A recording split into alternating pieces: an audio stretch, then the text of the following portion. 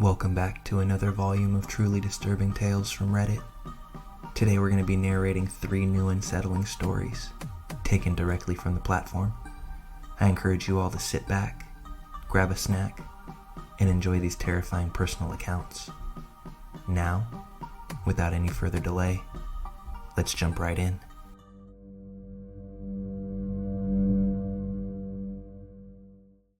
I'm a 32-year-old woman, and I live alone in the apartment that I've called home for the past 4 years.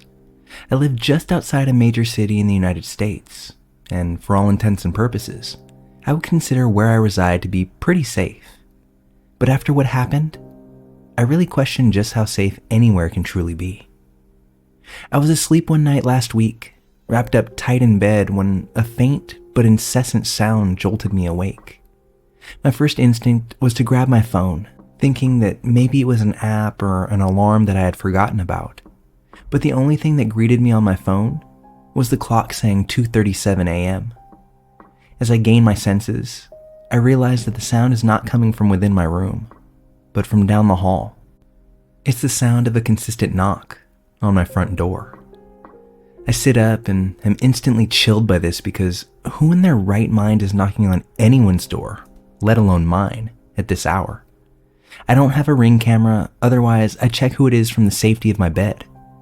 But since that isn't the case, I get up to check out who it could be.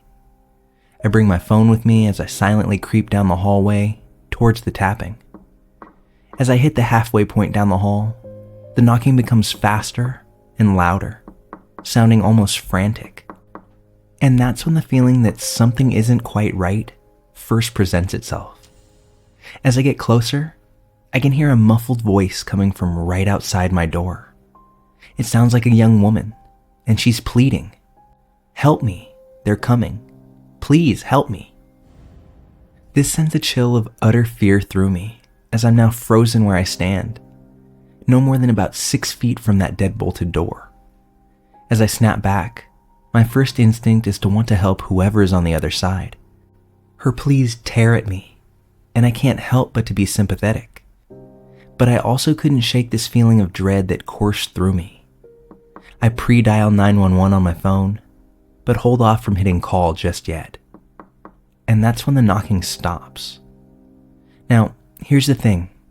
I only heard knocking at my door, which is odd because there are 4 apartments in this block, and if there were some emergency, I'd imagine the person seeking help would be seeking it from anybody and everybody.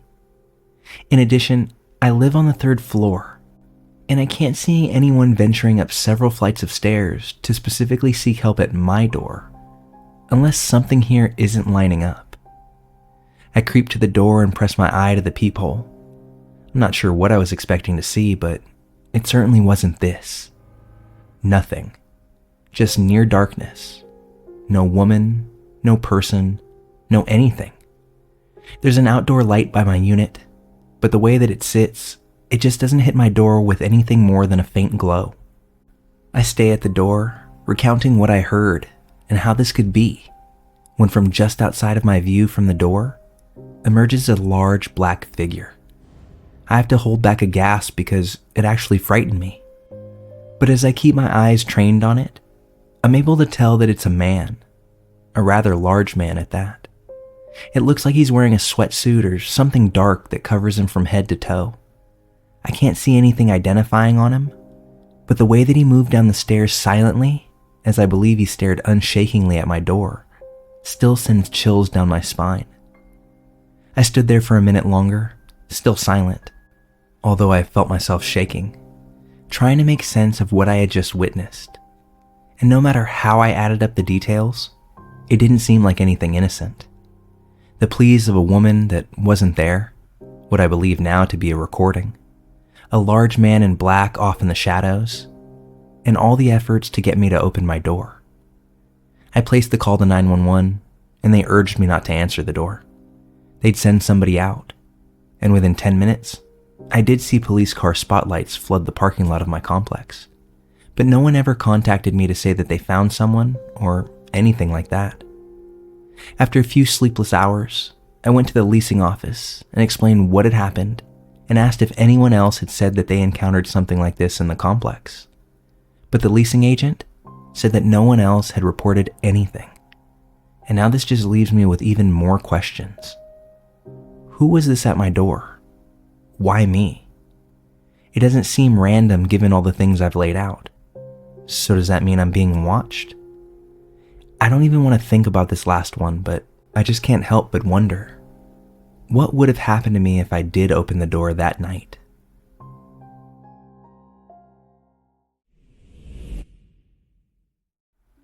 Years ago, I pushed really hard to make sure my daughter got a cell phone at a pretty early age, around 12 years old. My former spouse did not really understand why this was such a big deal to me. I could not really explain it at the time, but I had a reason why, and I needed her to have a phone. And part of it was from my own experience as a 14-year-old babysitter. I loved babysitting for Jack and Diane. Not only were they the coolest couple ever, but their kids were sweet and so fun. They had a little toddler boy, Matt, and John, the baby. Jack was a biker, and he often picked me up on his Harley, which was the most amazing thing ever. And his wife loaned me a lot of her leather clothes to wear to rock concerts. They went out partying a lot, and the job itself paid pretty well. It was like a dream job to a teenager. They were out clubbing one night, and I had put Matt to bed and rocked John off to sleep. It was a cold evening, so they had taken the Mercedes instead of the bike, and it was late. Even with checking on the sleeping kids regularly, I was getting sleepy myself. It was never really an issue. They didn't mind at all if I dozed off to sleep, which is what happened this night. I woke up with a start, heart pounding. I have no idea what woke me up. Neither kid had come out, and there was no discernible noise. But for whatever reason, I was now wide awake and terrified. I had just gotten my panic under control when I heard a car door slam shut. I looked out the window and saw that they were home, so I went to open the front door.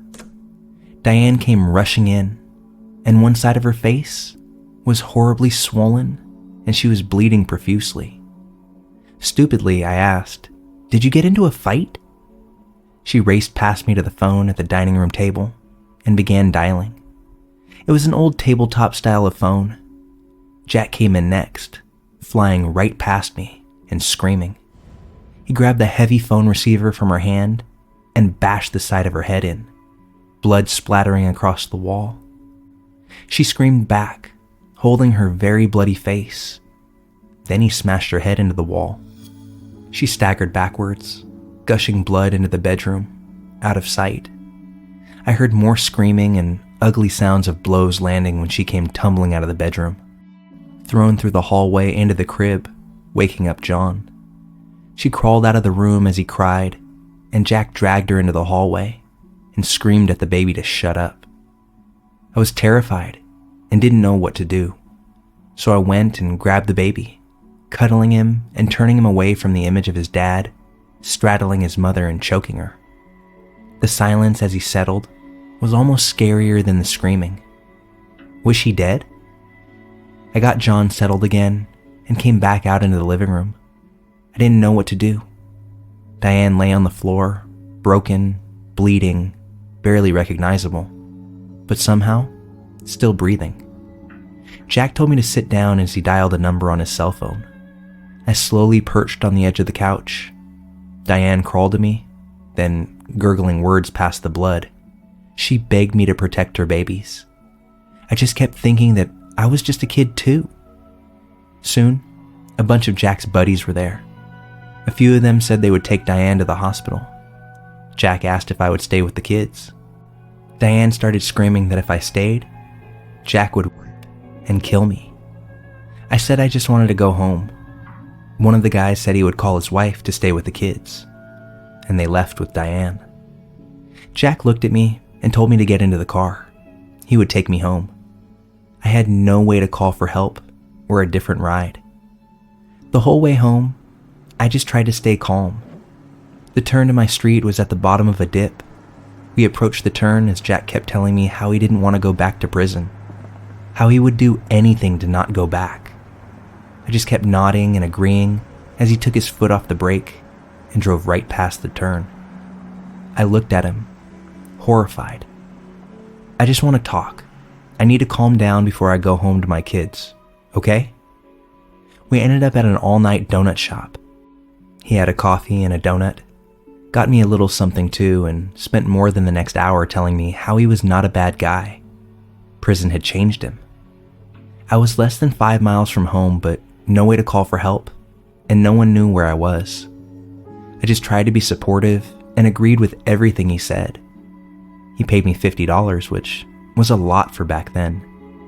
Finally, we got back into the car, and he drove me home. It was one of the longest nights ever. I woke up to a police cruiser outside my house. Diane had refused to press charges. About a week later, I got a letter from her, apologizing for everything, taking all of the blame. Sometimes, I wonder if she left before he killed her. I wonder if those sweet kids grew up to be good people. So that is one reason why I made sure that my daughter would always have a way to call for help.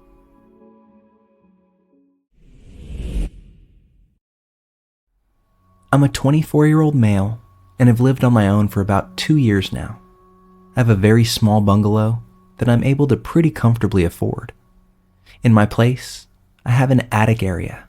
At a guess, I would say that it's about 5 by 5 meters in size, and you can only really stand in there at the very center. Anyway, I work the night shift at a factory, basically just sit on my phone all night, so I usually get in at around 8 a.m. I was coming home last Thursday morning during a heavy storm, and I got into the house and just conked right to sleep. When I woke up, I went on my phone and saw that I was so tired that I hadn't even checked my notifications. I have a Ring camera outside my door, which shows me anybody that may have stopped by my front door. I saw that it had been tripped at 7:42 a.m., although I got into the house at around 8:15 a.m. I checked the video and saw that it was a man.